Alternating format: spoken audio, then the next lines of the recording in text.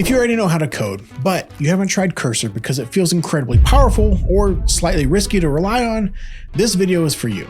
Today, I'm going to give you a clear playbook to master Cursor as a new developer in 5 easy steps. By the end of this video, you'll know exactly where Cursor saves time, where it doesn't, and how to use it without breaking good engineering habits. Welcome to Plivo. So let's begin with our first step of understanding what Cursor is and what it's not. But before that, let me tell you about the biggest misconceptions that exist. Most new users treat Cursor like a smarter autocomplete, and honestly, that's not too wrong. That's the most obvious way to use it. If you've used GitHub Copilot before, you're used to AI finishing the next line or block of code.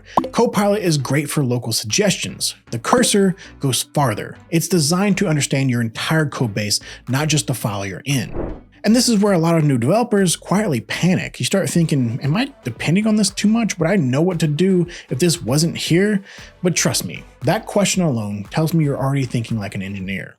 So here's the mental reset you need before you start using end-to-end. One thing you need to fix in your mind is that Cursor is not here to replace your thinking. It's here to support your reasoning. Treat it like a code generator and it feels unpredictable. Treat it like a collaborator you can question and it becomes useful. Now, let me come to the second move where most developers go wrong. And with this one tip, you can already be the smartest developer in the room. Step number 2, use Cursor for understanding, not just writing.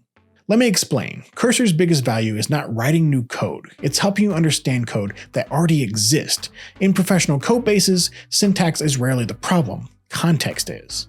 Ask questions like this. Why does this file exist? Why is this logic here? What breaks if I change this? This is where Cursor shines. Instead of searching one file at a time, you can ask @codebase. That @codebase command tells Cursor to search across the entire project, not just chat history, and pull relevant files, logic, and relationships. You're no longer guessing where things live. You're exploring with intent. Let me give you a real example. Last week, I needed to understand how our payment processing system handled refunds. The code base is 50,000 plus lines, and the refund logic was spread across 4 different services.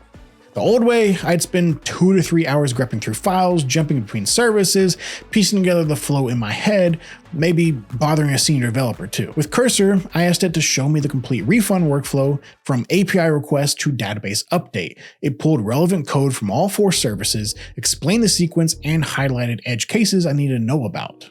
It took about 20 minutes instead of 3 hours, but here's the key. I still read every file it referenced. I still verified the logic. Cursor didn't replace my understanding. It just compressed the time it took to build that mental model. This is huge during onboarding, especially when no one has the time to walk you through the entire system or when you're touching legacy code that everyone avoids because it's fragile. Cursor helps you build context quickly, but you still stay in control of decisions. Now, you're probably starting to get clarity in Cursor, right? But there's still more you need to pay attention to. Let's move to the third step, where the first real risk appears, and it's about keeping changes small. Cursor is extremely powerful during refactors if you keep the scope tight. Let me tell you some good prompts. Extract this logic into a helper function. Rename this variable and update references. Simplify this condition. And the bad prompts, rewrite this entire module. Refactor the whole service. Small, isolated changes, always, and then review every diff. Remember this, Cursor speeds up iteration. It does not remove accountability. And this is exactly how experienced engineers work. Incremental, deliberate, reversible. Also, before we move to the 4th step, one of the more challenging ones, that is debugging, here's a bonus step for you. Bonus step, it'd be great if you subscribe to this channel. Step number 4, debugging. Debugging is where most developers lose time, not because debugging itself is slow, but because we often start without enough context. Instead of just asking what failed, ask Cursor, why did this fail here, given this input in this state? Because it can analyze your stack trace alongside your actual code, it helps you narrow down your root causes faster. This works particularly well for complex scenarios, asynchronous flows where timing matters, back-end logic with multiple integration points, data pipelines where transformations compound. Cursor can trace execution paths across your codebase in ways that would take you significantly longer manually. But remember, Cursor has limits, and respecting them as part of growing as a developer. It's not meant to design systems from scratch or build entire features.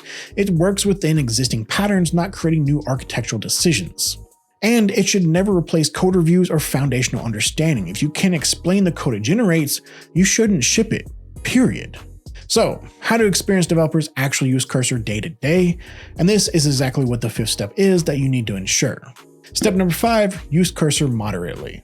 Don't use Cursor constantly, but in short bursts. Understand the context, make the change, review what changed, test it works, then move on. It's a tool you reach for intentionally, not a constant companion.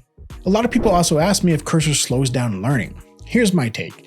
If you use it passively, just accepting suggestions without understanding them, then yes, you can create gaps in your knowledge. But if you use it actively, asking why, reading what it references, and verifying its suggestions, it actually accelerates pattern recognition. You see more code, more patterns, more solutions in less time. Cursor doesn't replace engineering judgment, it amplifies it. It rewards clarity in your questions, clear intent in your prompts, and disciplined review of its output. So use Cursor deliberately and it'll become a practical advantage, not a crutch. If this helps you understand where Cursor fits into your workflow, let me know how you're using it right now. And yes, don't forget to stay ahead of the curve by subscribing to this channel for more practical breakdowns of tools to help you move faster without breaking the fundamentals.